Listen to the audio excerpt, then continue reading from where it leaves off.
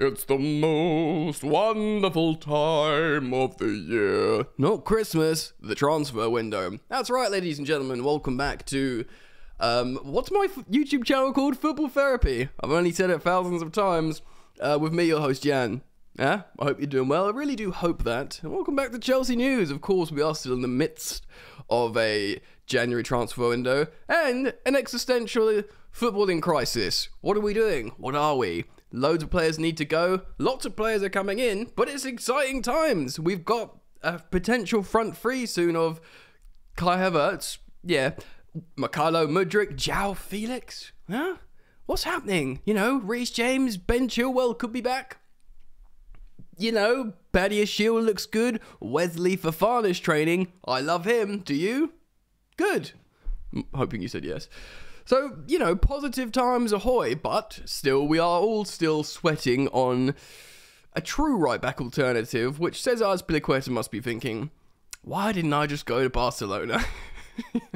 And we're probably thinking, why didn't we just let him go to Barcelona? Hey, look, he's a legend, but yeah, it does look like we need a serious alternative there that isn't Trevor Chalobah. If you haven't seen my latest upload, I'd urge you to go and watch that, actually, because we speak about a lineup for the weekend. And it's actually quite fun because I did that all over a voting system, polls, on Twitter, thousands of replies, and, you know, it shows the people what the people asked for in terms of a lineup. Quite interesting.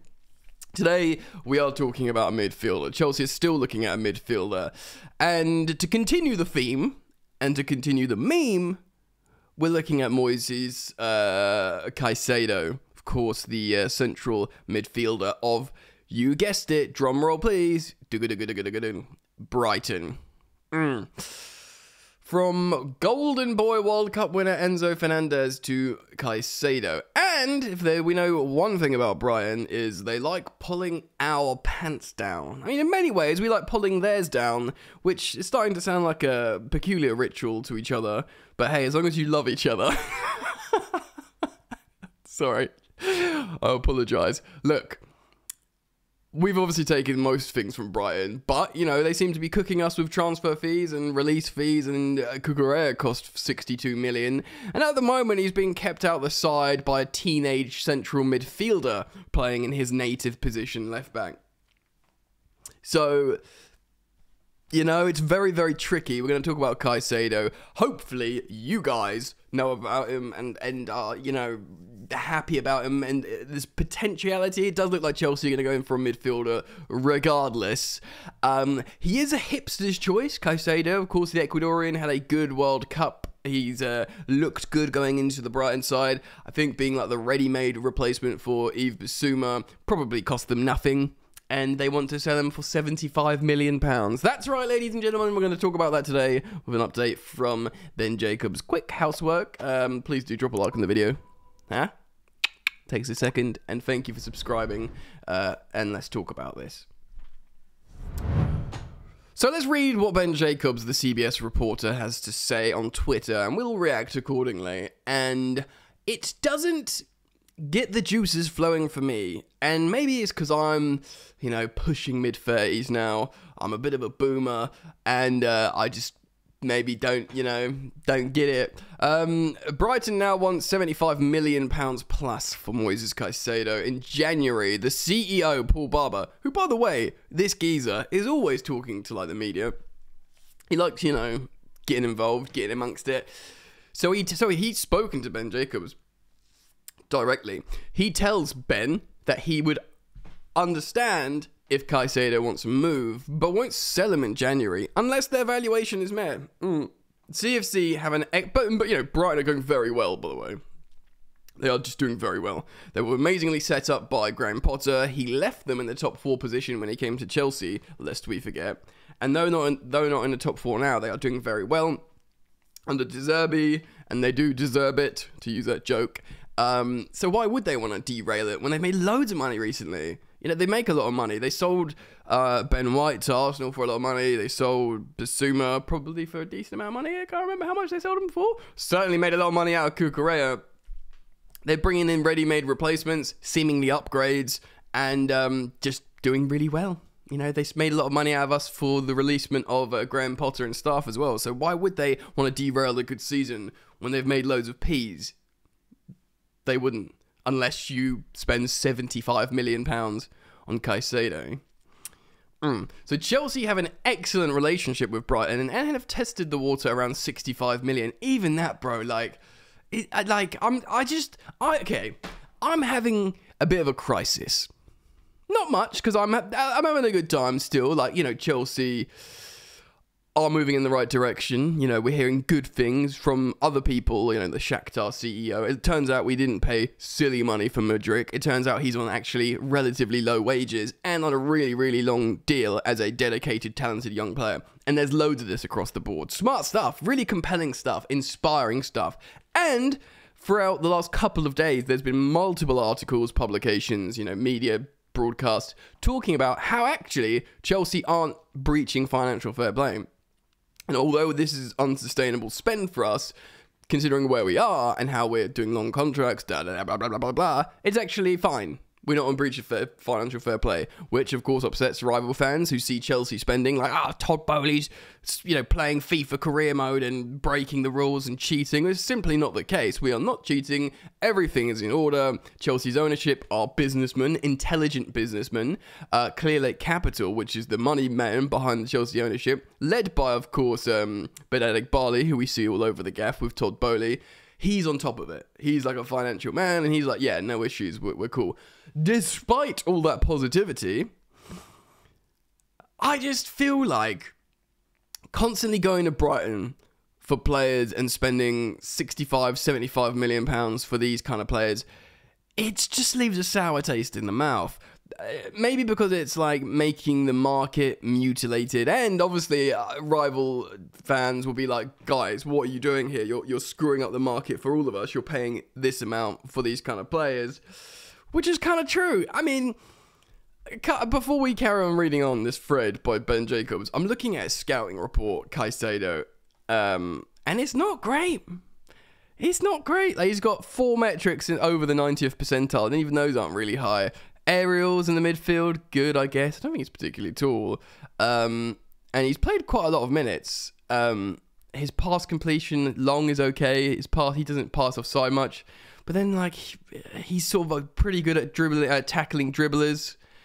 And then, like, his metrics just sort of, they're just not that dark, that bright green. Like, nothing really. I know this is a silly thing to base your like opinion off, like how many full green bars you have on FBref, but you know, we're simple people and we react to simple things. But on the surface of it, his scouting report is rather disappointing. So we're thinking, right, he's a hipster's choice, had a good World Cup and is playing in a good Brighton team. Is that a reason to spend £75 million? Or can you just like buy Zakaria and put Hall back into midfield? And do you know what I mean? Let's read on. January deal is tricky. £75 million tricky, Ben.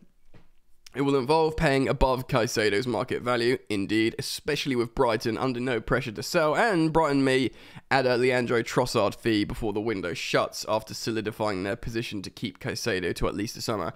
It does look like breaking news a few minutes ago before I started recording. Fabrizio Romano said Arsenal are in for Leandro Trossard, which would be much, much cheaper than, of course, Mykhailo Mudryk. And Trossard is a good player. He could be a forward player for them. And because he's like on strike at Brighton or something, they'll get a good deal. I think Tottenham offered like 10 million or 5 million, like a piss take, like just for him, because they're like, well, you're not going to play him. We'll give you a few million for him. And like, his agent, Leandro Trossard, is going public about getting him out now. So, you know, Arsenal will probably get a good deal with him. So yeah, told Brighton do anticipate plenty of summer interest for Caicedo too. They also, that's also why they hold out for such a big fee if he's to leave mid-season. Nonetheless, oh, Jesus Christ. Excuse me. Live TV, ladies and gentlemen. Nonetheless, Graham Potter is keen to reunite with Caicedo. Chelsea may have to be patient even with limited time left in the January, I'm Italian, Caicedo has just changed his agent, and if the deal comes off, it might be relatively late in the window. I wonder why he's just changed his agent. Usually when people change their agents, it's because they want an improved contract, or, sorry, I've got hay fever as you can probably hear, they'd want a move. So further context, Paul Winstanley helped bring Caicedo to Brighton and has been used already internally to assess the likelihood of success. Liverpool interest in Caicedo dates back to the Independiente del Valle, I guess that's where he played before. They didn't move because his agent situation was complicated and there were lots of side costs away from the transfer fee itself. Sounds, yeah. They don't see the value in Brighton's price tag right now. Well, you know what? Neither do I. Newcastle also want to watch. Club looking at a more budget midfield options. Well, Newcastle will constantly spend more money. Still prioritising a creative midfielder over a DM. We need both. We need Enzo Fernandez, by the way. However, they are monitoring the situation. This is tricky, ladies and gentlemen. We do need a midfielder, and ultimately, what it boils down to, if someone says to you, right, you can put Caicedo in the Chelsea midfield now, you go, yes. And ultimately, if they have money to spend now to do it, I just don't know. I mean, we've been like teased with Enzo Fernandez and him like going crazy because he wants the Chelsea move, and of course the ridiculously high profile, sensational player he is, to not happening.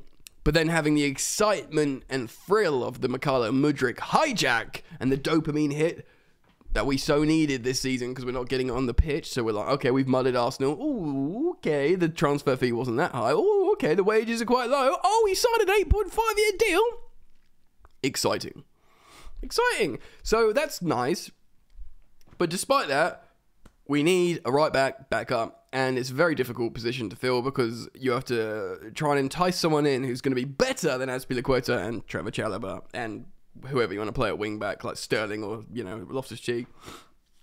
Has to be better than those options, but at the same time, said candidate needs to be okay going up against possibly the best right back in the world, probably the best right back in the world, Reece James. So they're going to absolutely always play second fiddle. It's not like being a competitive, like, oh, I'm going to... The only really scenario where we think, okay, maybe, you know, they'll back themselves is if we signed Achraf Hakimi. And it was Hakimi and Reece James going, you know, both young players, both really experienced at the highest level, you know, and, you know, Hakimi's like 24 or something, but he's played for like Inter, Dortmund, PSG and Real Madrid. Do you know what I mean? And this kid is just a monster. So only then would you think, right, they can actually go at each other and maybe bench the other one if the other one has a bad game, you know, every now and again, because they are human. So failing that, and that won't happen, you're going to try and convince someone who just doesn't, you know, that's just going to want to accept being a backup. And then do you want that backup mentality, that Zappacosta vibes? I don't know, man. It's tricky. But midfield, a lot of people would still say, is the priority. Chelsea apparently still looking at a striker as well. We'll, of course, follow all stories here on the channel as and when they develop. Are we going to do the trend? Okay. So, ladies and gentlemen, boys and girls, let me know what you think. You know, comment down below. I'll be very interested in Moyes' Caicedo collective opinion.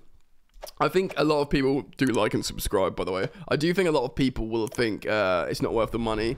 But do you think, despite that, we should just buy him anyway because we want a midfielder? A lot of people would be like, yeah, he's awesome, actually. Like, probably, you know, football hipsters. And I don't mean that in that bad or derogatory. I mean that people who, like, just, you know, look at the sort of, these, you know, the people who watch Copa America in the middle of the night. I used to be that guy. Let me know what you think. I'll be very interested in hearing that.